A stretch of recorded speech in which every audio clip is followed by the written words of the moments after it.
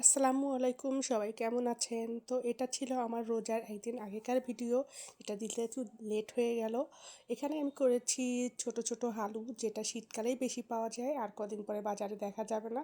তো ভাবলাম শীত শেষ হয়ে যাওয়ার আগেই একটু এই আলুর ভর্তাটা খেয়ে নিই। এটা কিন্তু খেতে খুব ভালো লাগে এই আলুর ভর্তাটা।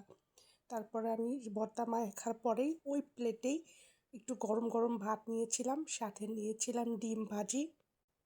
আলু ভর্তা দিয়ে ডিম ভাজি খেতে কিন্তু খুব ভালো লাগে। আপনারা কার কার পছন্দ আলু ভর্তা ডিম ভাজি বলেন তো? তারপরে এখানে আমি করেছিলাম একটু টমেটোর চাটনি।